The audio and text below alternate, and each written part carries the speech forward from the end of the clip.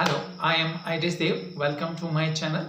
हमने नावल को डिस्कस किया था MEG03 और ब्लॉक 1।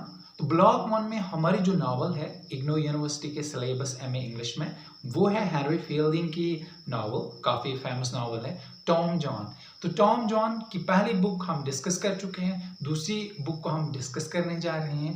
तो अगर आपको पहली वीडियो यानी कि पहली बुक जो टॉम जॉन की बुक है, यानी जो हेनरी फील्ड ने टॉम जॉन लिखा हुआ है, उसका एक्सेस हासिल करना चाहते हो तो यहाँ पे आपको आई बटन मिलेगा। तो आप आई बटन पे क्लिक करके आप पहली वाली वीडियो का एक्सेस हासिल कर सकते हैं।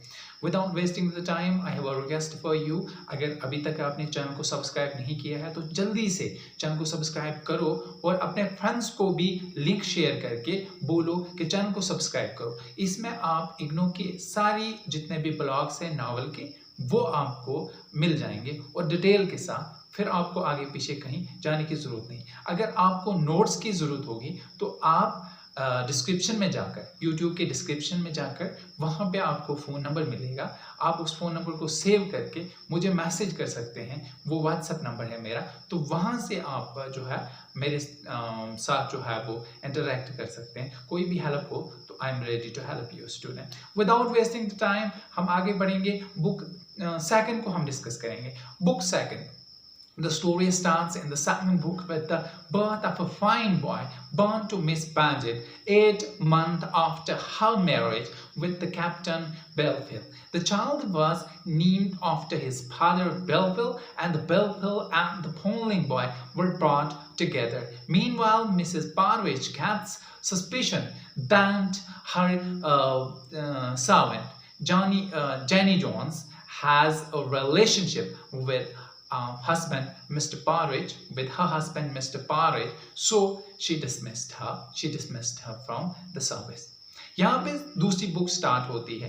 दूसरी बुक में एक नए बच्चे जहाँ पे जन्म लेता है और वो बच्चा होता है मिसेस ब्रैजेट का। मिसेस ब्रैजेट जो है ओलवर्थी की सिस्टर होती है और ये 8 महीने बाद, उसकी शादी के 8 महीने बाद ये बच्चा जन्म लेता है। मीन्स इसको भी आप टू सम एक्सटेंट कह सकते हो बास्टर्ड, लेकिन क्योंकि कहा जाता है कि जो जन्म से पहले यानी कि जो शादी से पहले ही कोई वुमेन प्रेग्नेंट हो उसको हम बास्टर्ड बोल सकते हैं। हालांकि वो कैप्टन बेलफिल का ही था क्योंकि इनका रिलेशनशिप था वहां पे, तो she was pregnant before the marriage. और जब मैरिज हो जाती है, आफ्टर द मैरिज 8 महीने के बाद ही उसका बच्चा जन्म लेता है।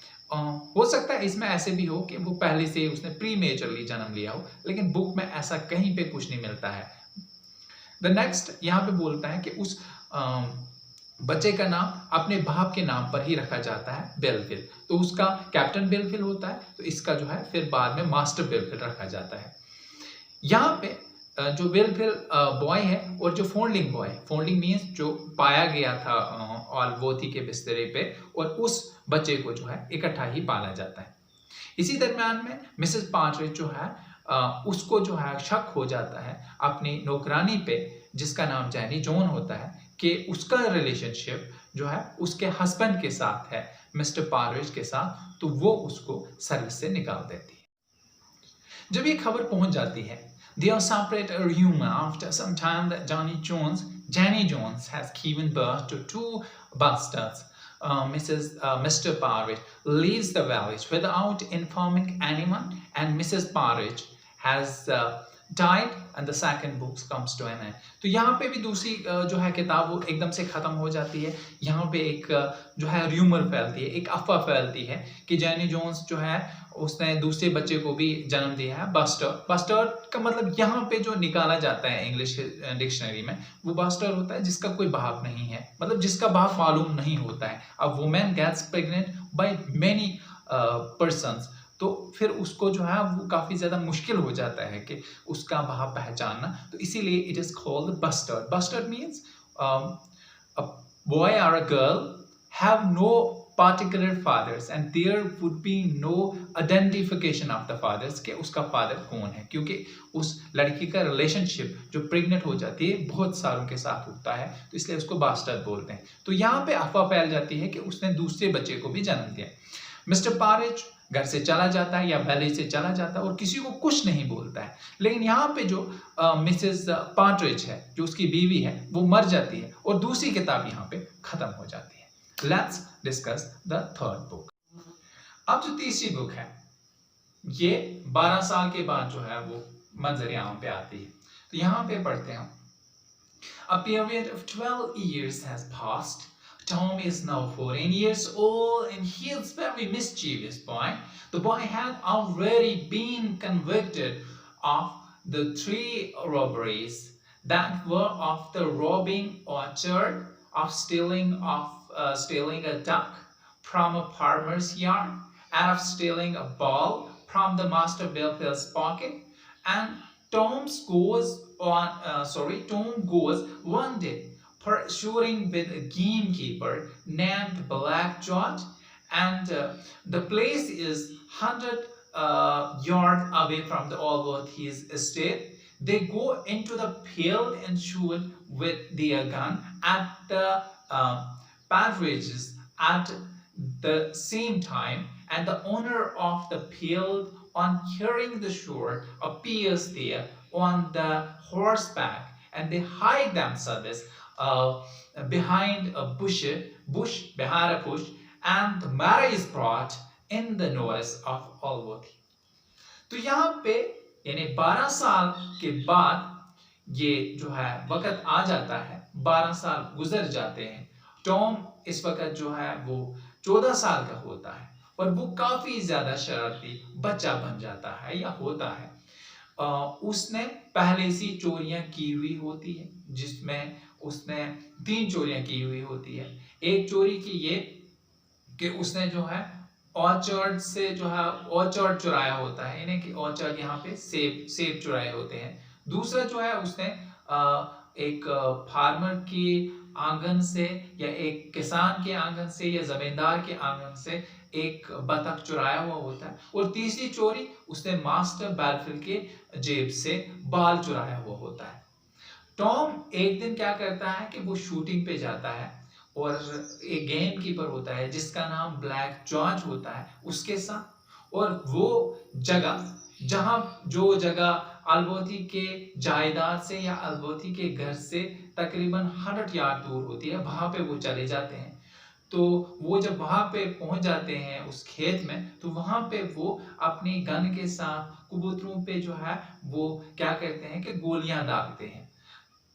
उसी वक्त ओनर जो है उस फील्ड का वहां पे पहुंच जाता है, वो गोलियों की आवाज सुनकर, और वो जब वहां पे पहुंच जाता है, किस पे पहुंच जाता है, वो हार्स बैक यानी कि घोड़े की पीठ पे पहुंचकर वहां पे पहुंच जाता है।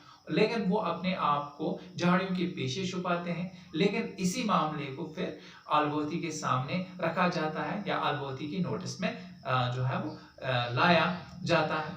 फिर आगे क्या होता है, let's see. He is told that there was another man with the Tom as 2 simultaneous shots were heard, but Tom claims that he was alone. The next morning, Thawacum, another character, the tutor of the Tom and Master Belfield, trust Tom to extort the truth from him, but Tom remained adamant that he was alone. Another gentleman who resides in Allworthy's house is Tom Skeer, and he is a great scholar and philosopher like Thawacum, and he is very indulgent to Master Belfield, but trash to Tom. अब क्या कहता है, जो है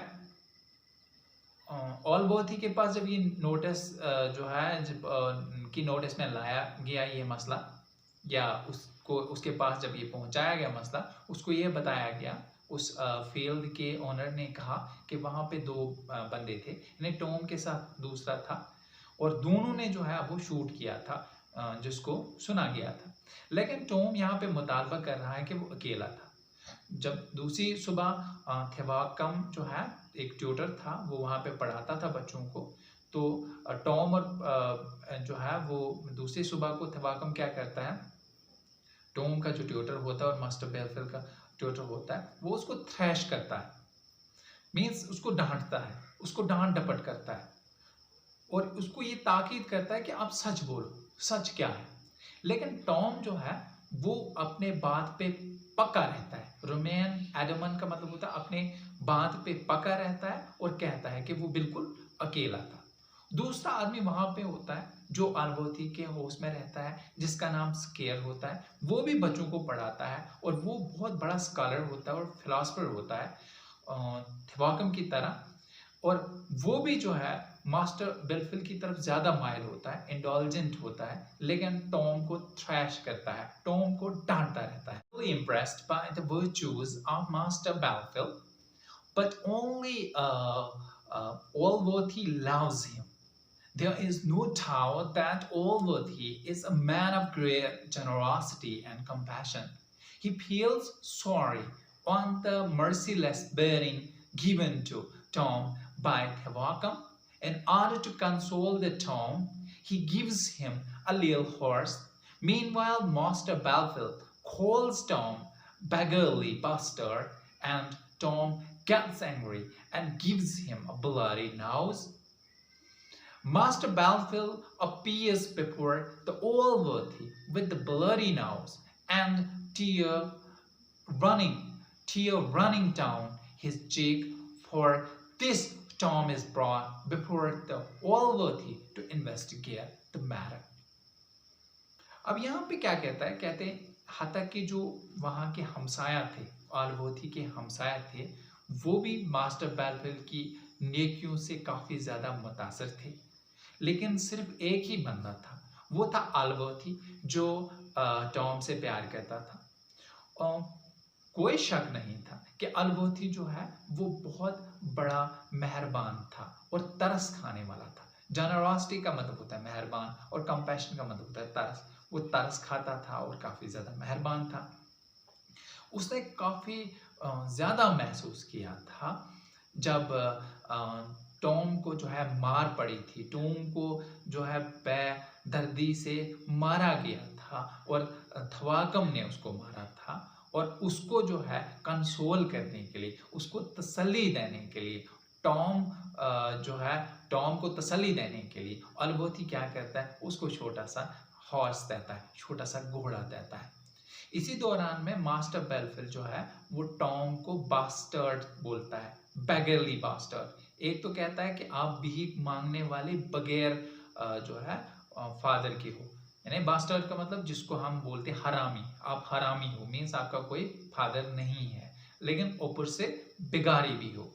Tom को गुस्सा आता है और वो उसको जो है नाक पे मारता है और मास्टर बेलफिल्ड जो है वो आलवोथी के सामने आता है और जो उसका मतलब नाक होता है उस पर खून लगा हुआ होता है और वो वैसे ही मास्टर बेलफिल्ड जो है आलवोथी के सामने आता है और उसके आंसू जो है वो उसके गाल से जो है वो मतलब नीचे गिर रहे होते हैं। और इसके लिए टॉम जो है उसको भी आलवोथी के सामने लाया जाता है इन्वेस्टिगेट करने के लिए कि मामला है क्या। Tom holds Allworthy in high esteem. He tells him that the whole story truthfully, explaining the reason for his telling a lie, that he has helped a poor fellow as he is a very poor to run his life.